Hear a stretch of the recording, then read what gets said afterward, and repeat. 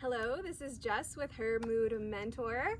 I am sitting here with my dad, Chris, today, and we're going to talk about, what it was like for him raising a daughter, starting to experience severe premenstrual symptoms at menarche, the first period, at age 13, for 17 years before I was able to kind of turn around that impact. So, what was it like, Dad? Well, I do remember when you were 13 and we had every feminine hygiene product known to man, right? And so she was prepared, and it was like, okay, my little girl's becoming a woman. She hasn't yet, but she's about to. And then it happens, and of course now, however many years later, 15, 16 years later, most people on the planet still do not know what PMDD is. So there was not a page in the owner's manual they give you when you have a child that she could have PMDD. That was not there. So it was an evolution of watching your daughter become a teenager. We all know what to expect. We expect people to want to be a little bit more independent. Slamming doors. The pouting, the crying, the stuff, we just didn't expect it to go on 3 weeks out of the month. And, having a wife and a business and a daughter and a son, or Kyle is 4.5 years younger than you are, and watching you kind of burn through your lifelong relationships with the girls that you had, watching you burn through the pom-pom relationships that you had, watching you just kind of, with a boy, you can kind of, there's the fork in the road, and you can make a right decision or the wrong decision, and the decision's really pretty clear, where you just kind of like took a bomb and blew up the whole fork in the road. So there was no turn for anybody to go on.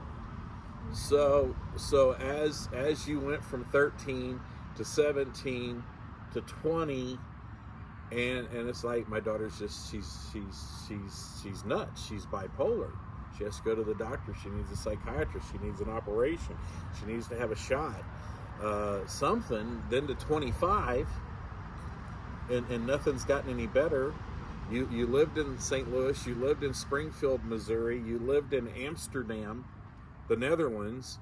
You lived in California. You lived in Indiana, Wyoming. You lived, and it was just like, she's just leaving this wrath of chaos everywhere you went. You're beautiful, so people are attracted to you, only for you to destroy their attraction to you. And you're just sitting there at 25, at 26, at 27. Was it right about 28 where you started figuring stuff out? Yeah, so what did you think when I said, hey, PMDD is a thing? Well, look at this list of symptoms. I'm like, I still don't know I didn't know what PMDD was. I'd never heard it. I know tens of thousands of women. I've heard of PMS. I've never heard of PMDD. And I still don't fully understand the whole PMDD thing.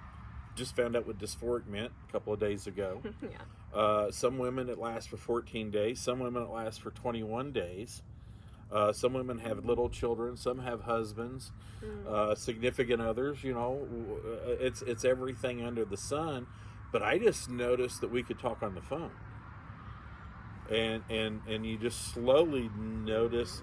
You're saying once I started working with the integrated protocols that I'm using today, once I started reducing my symptoms, you noticed our relationship changed. Whatever it was that you were doing, because it was you that had to do the work. Yeah. I was getting the benefit of talking to a 30-year-old woman like I talked to you when you were 10. And the conversations would go back like you were little. Yeah, you told me I feel like I have my daughter back. Yeah. And for husbands, they're going to feel like they get their wives back, and all the other dads. So it's the women that have it, but it's everybody else around them that has the effects. And I just love it. We're staying at your house. We're eating the same foods. Everything is going great. So if you fall in any of those categories, definitely look into what PMDD is.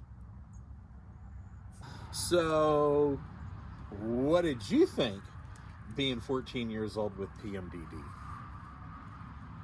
You didn't know you had it, did you? You thought this is how all women are. At 13, at 14, at 15, at 16. I only had one daughter, so I thought everybody was going through this. I just thought, yep, once a girl hits that age, then the mood swings are going to be massive. The destroying of her relationships is going to be massive. Her getting new relationships and being super high and destroying the relationships a few weeks or months later. Yeah. I just thought that was the way everybody lived. Because when a bunch of guys get together with their friends, we don't discuss things like that. All we know is we've got a wife and she has a cycle and we're scared for a week. We try to play golf, go for motorcycle rides, go to baseball games. And then our daughter has her cycles, and it's more reasons to be gone. And I'm speaking to all the guys there who walks in, and you come home and you're happy, and you can just feel all that tension in the air. And I just thought that everybody went through it.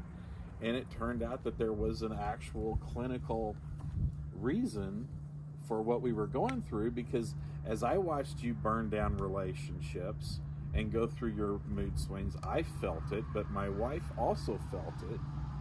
And then that affected our relationship, because as a parent, whether you're watching your child play sports or whatever it is, that's your life. You want to go to the pom-pom practices and the soccer practices and the band recitals and everything, and then as you feel the same pain that your child feels. And then I'm seeing all these people that you were friends with that you were no longer friends with, and being in sales and stuff, I was always very attuned to people and how they looked and facial expressions, and seeing people look at you that used to be your friend that stayed at our house that were no longer in that loop. It was sad for us because we got to be friends with the little girls and their parents. And then it continued into your 20s.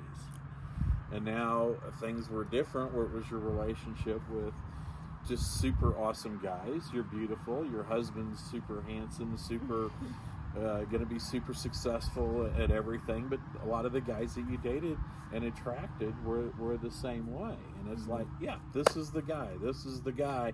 And then that relationship would go down. And then you would move to another city, and it's like, that's the guy. And then that relationship would burn down, and you would move to another city, and you didn't even go to your own college graduation. I was running my whole life from everything. This experience. From the stuff that we knew about and the stuff that we didn't know about. And again, I requested to do this video for the dads. Because the dads have got wives who may be going through the PMDD. They might have a young daughter that's going through PMDD. Hell, the daughter might be 50 now. But, so her mood mentor, I can only come to it from the man's point of view, that I wish that I would have known more about this, because you don't have it anymore. I mean, you still have it, but it's under control. So like the past 4 or 5 years has just been wonderful. Yeah. Calling and having the conversations for no reason whatsoever. I wasn't frantically in a crisis. We just could talk about absolutely anything for an hour. Everything was great. The conversations were not about anything other than life is great and life is wonderful and life is positive. And then to see the people that are sending you messages on Instagram that you've saved my life, that you've helped me so much, man, if that could have happened to you 20 years earlier, how much more better of our relationship have been. So I'm very, very, very sorry for you and our family that you went through this. But now I'm very, very proud that you're helping other people and their families not have to go through this. So I love you. Study the PMDD thing if you don't know why your life's not perfect. Thank you.